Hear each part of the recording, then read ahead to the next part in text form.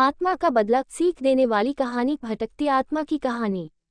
एक बार एक crime reporter अपनी गाड़ी से कहीं जा रहा होता है, लेकिन अचानक उसकी गाड़ी के सामने एक आदमी बेसुध हालत में आकर गिर जाता है।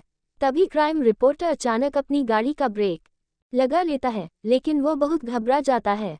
उसे समझ नहीं आता कि इतने सुनसान रास्ते में ये आदमी कहाँ से आया। तभी वह हिम्मत करके गाड़ी से बाहर निकलता है और उस आदमी को उठाता है। तभी वह घबराते हुए रिपोर्टर से बताता है कि कोई उसे जान से मारना चाहता है, इसलिए वह अपनी जान बचाकर भाग रहा था। लेकिन रिपोर्टर को उसकी बात पर भरोसा नहीं होता। फिर भी रिपोर्टर उसे अपनी गाड़ी में बैठाकर हॉस्पिटल के लिए जाने को कहता है, लेकिन वह आदमी पहले पुलिस स्टेशन जाने की बात कहता है। अब रिपोर्टर को थोड़ा उस पर भरोसा होने लगता है, लेकिन अब रिपोर्टर की दिल में ये ख्याल आ जाता है कि क्यों ना ये केस वह सुलझा दे और बाद में पुलिस को इन्फॉर्म करे। और यही रिपोर्टर की सबसे बड़ी गलती होती है, जो कि एक नए अध्याय की शुरुआत करती है।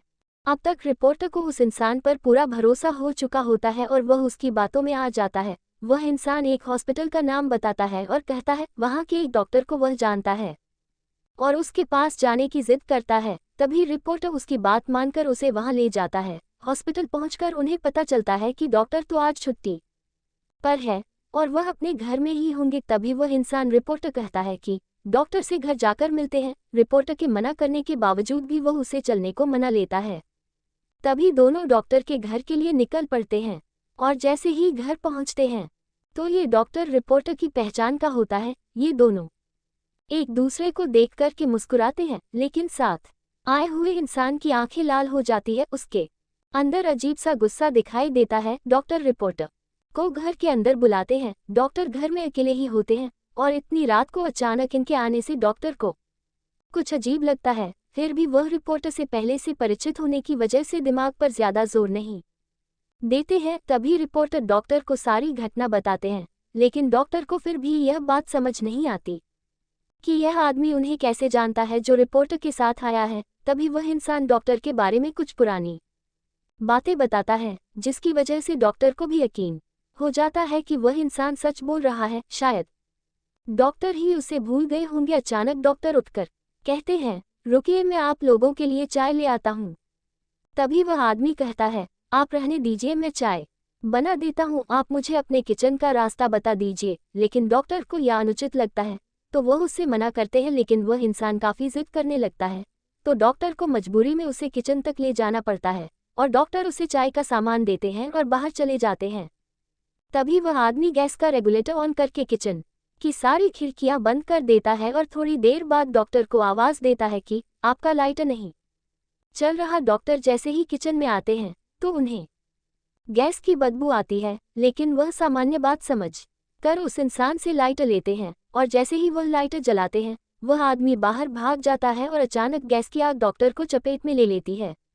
अचानक हुई ऐसी घटना से रिपोर्टर को कुछ समझ नहीं आता और वह रिपोर्टर उस आदमी के साथ घर के बाहर भागता है। रिपोर्टर ये घटना देखकर जल्दी से पुलिस को इन्फॉर्म करता है और साथ ही साथ फायर ब्रिगेड को भी बुलाता है, लेकिन तब तक बहुत देर हो चुकी होती है। घटना स्थल पर पुलिस के आने के बाद रिपोर्टर उस आदमी के साथ वहां से निकल जाता है और गाड़ी की स्पीड तेज करते हुए कहीं अकेले स्थान में जाना चाहता है। दरअसल ये सब देख करके उसका दिमाग घूम चुका था। उसे कुछ समझ नहीं आ रहा था कि यह सब क्या चल रहा है। तभी अचानक बगल में बैठा हुआ आदमी उसकी गाड़ी का स्टीयरिंग व्हील घुमा देता है और गाड़ी रोड के किनारे एक खाई में चली जाती है।